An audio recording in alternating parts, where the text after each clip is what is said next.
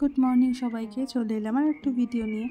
সকালবেলায় দেখো কি সুন্দর কুয়াশা পড়েছে, আর অনেকটা মেঘলা মেঘলা কুয়াশা কেটে গেছে, কিন্তু এখনও পর্যন্ত মেঘলা ওয়েদারটা কেটে ওঠেনি। আর বাইরেটা বেশ ঠান্ডা, বুঝতেই পারছো তোমরা ওয়েদারটা দেখে আর কি। চা নিয়ে বসেছি, চা বিছানা এলোমেলো। সকালবেলা বেরিয়ে পড়েছি আমি আমার কাজে, আর বেশ ঠান্ডা, মানে রিক্সায় যেতে যেতে এত ঠান্ডা হাওয়া লাগছে, আমি তো পুরো নাক মুখ ঢেকে রেখেছি। তবে জানো তো এই ঠান্ডাটাকে বেশ মিস করছি এখন আমি, মানে এখন আর ওয়েদারটা সেরকম নেই বললেই চলে। মোটামুটি গরম গরম একটা ফিল হচ্ছে, ইভেন আমরা তো রাত্রেবেলা পাখাও চালাচ্ছি। আমরা এখন যাচ্ছি হচ্ছে আস্তাবলের মাঠে, সেখানে অনেকটা প্রোগ্রাম হচ্ছে, আগরতলায় হচ্ছে, কিছু না কিছু প্রোগ্রাম তো লেগেই থাকে। তো চলো দেখা যাক কী প্রোগ্রাম হচ্ছে, সেটাই দেখতে যাচ্ছি।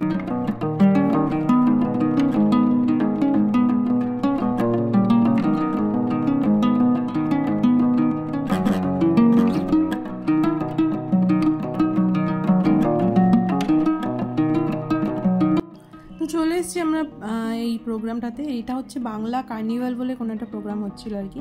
প্রচুর লোকজন, বুঝতেই পারছো। আর প্রথমে আমরা এন্ট্রি নিয়ে দেখছি, এখানে প্রচুর কারের আর কি শো করে রেখে দিয়েছিল। পয়সা তো নেই, কার কিনতে পারবো না। ভাবছিলাম যদি কম টাকার মধ্যে দিয়ে দিত তাহলে একটু ভালোই হতো, একটা কার নিয়ে বাড়ি চলে যেতাম, বাট সেটা তো পসিবল না। যাই হোক, এখানে হচ্ছে যে একটা সুন্দর, যেহেতু ক্রিসমাস ছিল সামনে, তো ক্রিসমাস উপলক্ষে সুন্দর ডেকোরেশন করেছিল ফটো তোলার জন্য। বাট আমরা যখনই ফটো তুলতে যাচ্ছি কেউ না কেউ দাঁড়িয়ে রাখছে, আর ফটো তোলা আর হচ্ছে না।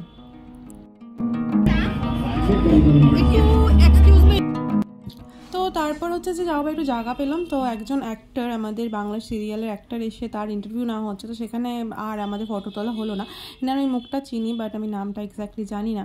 তারপরে কি ঘুরে ঘুরে দেখা, নানা রকমের ট্র্যাডিশনাল ফুড, নানা রকমের ট্র্যাডিশনালের হাতের কাজ, তারপরে নানা রকমের বুটিক থেকে এসছে, আমাদের কলকাতা থেকে অনেক কটা বুটিক এসছে দেখছিলাম। আর এই যে এখানে চলছে প্রোগ্রাম, নানা রকমের কোয়েশ্চেন চলছে, গান বাজনা চলছে। আর হচ্ছে যে আমাদের সাহা টেক্সটাইল থেকে এসছে, আরও অনেক রকমের বুটিক এসেছিলো। আর এই যেগুলো হচ্ছে যে ত্রিপুরার যেগুলো ট্র্যাডিশনাল জিনিসপত্র, বাঁশ বেত দিয়ে তৈরি করা হয়, সেরকম অনেক হাতের কাজের জিনিস ছিল।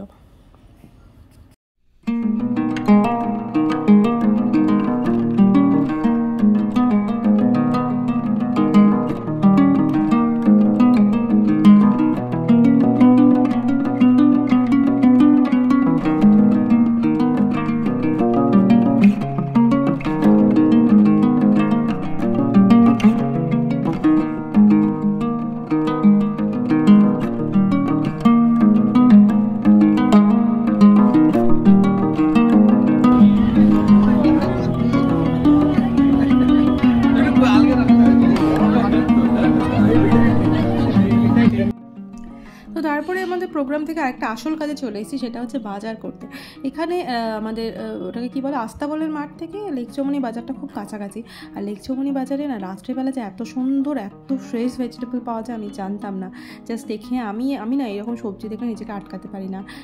তবে ব্যাগপত্র এনেছিলাম না, তো চলে গেলাম প্রথমে একটা ব্যাগ কিনতে, যেটা হচ্ছে মেন ইম্পর্টেন্ট জিনিস।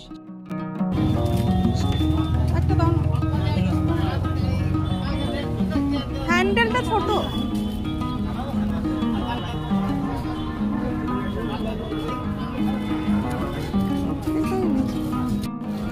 আর একটাও দিয়ে দাও না, একটা কাঁচা টাইপের দিয়ে দাও।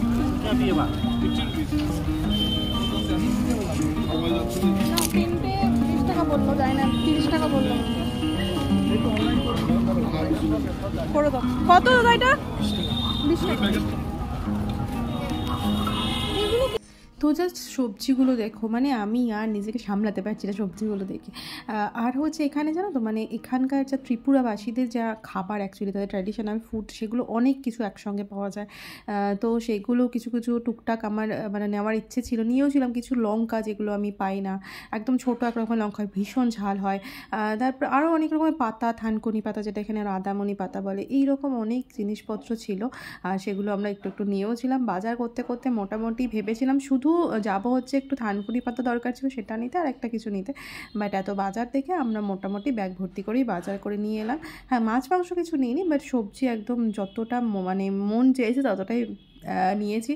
মন অ্যাকচুয়ালি আরও নেওয়ার ইচ্ছে ছিল, কিন্তু আর নিয়ে নষ্ট করার কোনো ইচ্ছে নেই। তো তাই জন্য যতটা না হলে নয় ততটা নিয়ে বাড়ি চলে এসেছি।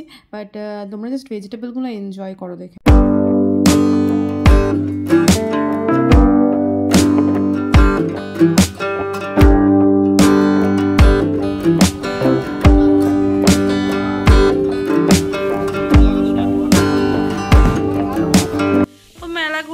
বাজার ঘুরে বাড়ি চলে এসেছি।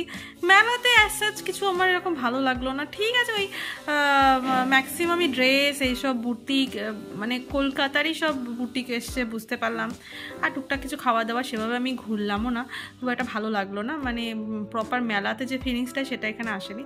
আর বাজারগুলো তো খুব মজা লাগে, মানে আমার এখানে বাজার যেতে কি ভালো লাগে, এক বাজার করে এনেছি।